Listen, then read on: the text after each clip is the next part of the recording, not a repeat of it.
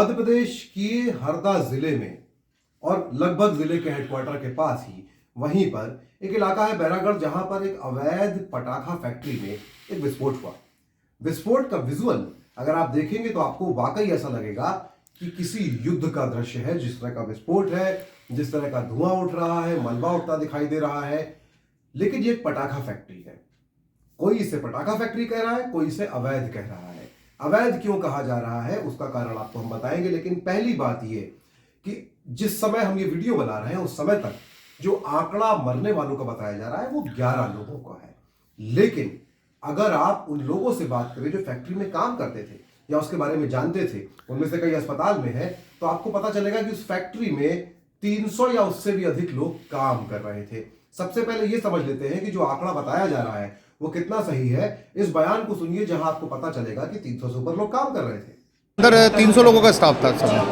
300 से ज़्यादा ही मान सकते हैं। 300 से डेली कस्टमर थे वो अलग, बाहर कंपनी काम करने वाले अलग, जो महिलाएं डेली आती हैं वो अलग, बनाने वाले अलग, पट्टी वाले अलग, कलर करने वाले ऊपर अलग। कितना का मतलब जब तुम पहला ब्लास्ट हुआ उसके कितना थोड़ी देर बाद सेकंड ब्लास्ट हुआ? मतलब मैं यहाँ से अस्पताल से बाहर जा सकता हूँ, उसके तुरंत दूसरा हुआ। दूसरा ब्लास्ट उसके तुरंत दूसरा ब्लास्ट हुआ। दूसरा ब्लास्ट और वो ब्लास्ट बड़ा हुआ है। बड़ा सेकंड ब्लास्ट बड़ा हुआ। बड़ा हुआ। उसमें करीबन ज़्यादा अंदर लोग उस समय कितने लोग होंगे अंदाजा? इसमें ही ज़्यादा लोग होंगे सर। फर्स्ट वाले में तो किसी को पता ही नहीं था, जो सब अंदर थे। जो दूसरा हुआ उसी में तो लोग बाहर आए। पहले वाले में जो आ गए वो आ गए, जो दूसरे में आए उसमें ज़्यादा लोग गए होंगे। तुम सुना आपने कि 300 से अधिक लोग ही काम करते थे। एक और बात इस बयान से आपको समझ में आएगी कि फैक्ट्री में काम करने वाले ज्यादातर लोग गरीब या बहुत अधिक गरीब वर्ग से थे। और इस तरह के कारखानों में आमतौर पे काम करने लोग वही जाते हैं जो बहुत गरीब वर्ग से होते हैं। लेकिन हम ये वीडियो क्यों बना रहे हैं? क्या आपको जानकारी देने के लिए? वो तो आपको कई घंटे पहले मिल चुकी है। हादसा भयावह है, ये भी आप जानते हैं। पर दरअसल इस बारे में बात करनी जरूरी है क्योंकि ये एक आदर्श उदाहरण हो सकता है सांस्थानिक भ्रष्टाचार का।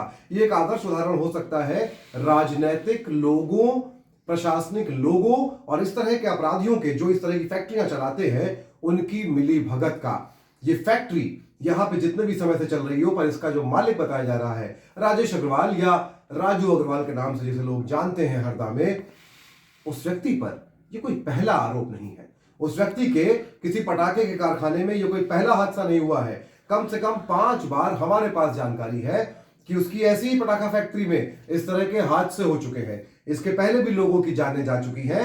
अपनी स्क्रीन पे हम आपको डेटा दे रहे हैं कि कब कब ऐसा हुआ है और लोग मारे गए हैं। यही नहीं, राजेश अग्रवाल इसके पहले ऐसे ही एक हादसे के बाद गिरफ्तार हुआ। गिरफ्तार होने के बाद छूट गया, उसको ब्लैकलिस्ट कर दिया गया।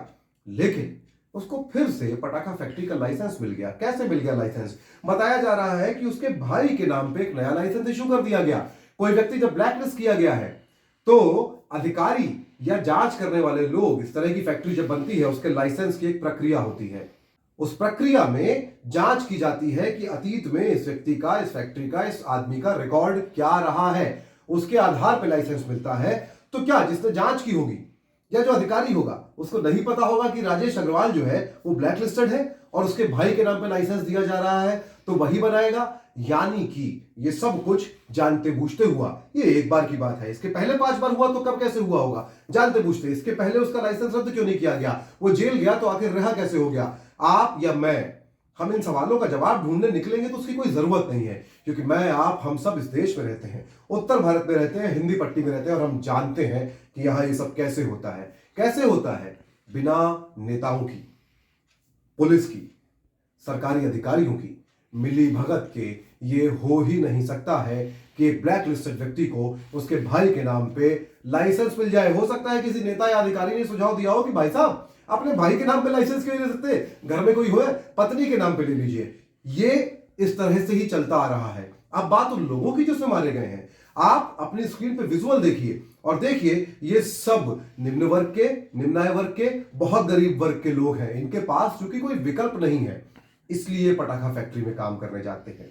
ये जानते हैं कि इनकी जान जा सकती है। पर अब जो हादसा हुआ है जिसमें अंदर 300 के लगभग लोग थे, इस हादसे की भयावहता यह है कि इसके बाद उस विस्फोट से उड़ते हुए बोल्डर, पत्थर, स्टील या मेटल के टुकड़े वो सड़क पे चलते लोगों के लगे और उन तक की जान चली गई है सड़क के विजुअल इतने डरावने हैं कि ब्लर करके दिखाने के अलावा कोई उपाय नहीं है।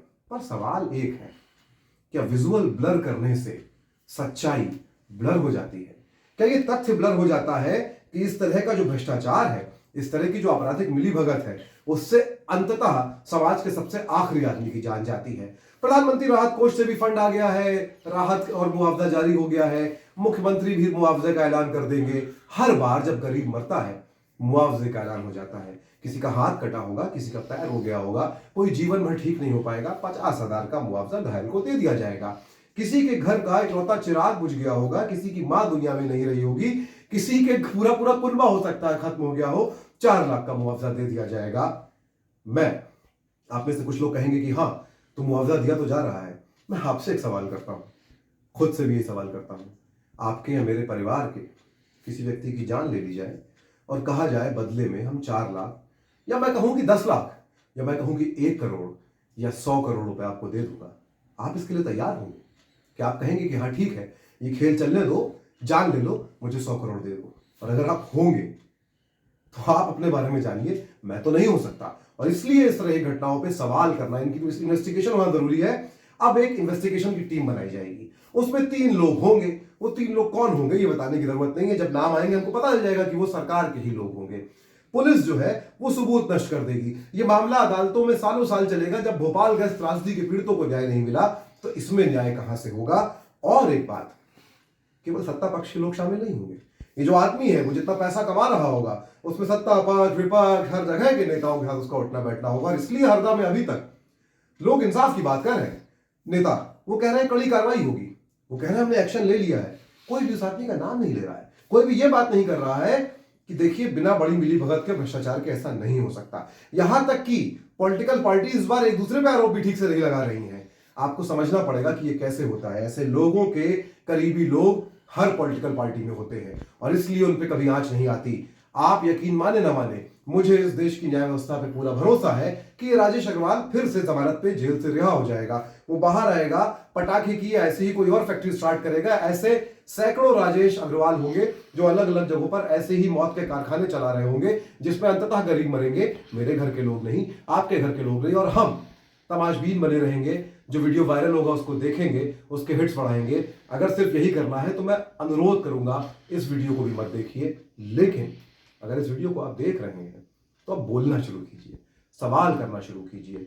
सबसे अहम सवाल जो इस समय होना चाहिए वो ये है कि जब ये लाइसेंस बांटा जा रहा था, जब ये आदमी जेल से छूट रहा था, जब ये आदमी पैसा कमा रहा था, जब ये गरीब और गरीब होकर इस तरह के मौत के कारखानों में नौकरी करने जा रहे थे, तब सत्ता में कौन था और उसने ये कैसे होने दिया?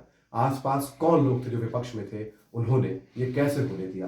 कैसे होने दिया हमारे समय का सबसे महत्वपूर्ण सवाल है, क्योंकि हम इस देश में जो भी और जैसे भी होने दे रहे हैं, इसको लेके हमारी अगली पीढ़ियां हमसे ये सवाल जरूर पूछेंगी कि आपने आखिर ये कैसे होने दिया। मैं मयंक सक्सेना माइंड की बात करता रहूंगा। आप करेंगे या नहीं करेंगे ये आपका फैसला है। हम इस स्टोरी का फॉलोअप लेकर आएंगे। हमारी साथी रिपोर्टर कशिश सिंह कुछ ही घंटों में ऑन ग्राउंड होंगी और वो हमें वहां से ground reporting, ground stories, follow up और पीड़ित परिवारों से मुलाकात करके भेजेंगी। देखते रहिए माइंड की बात हमारे चैनल पे।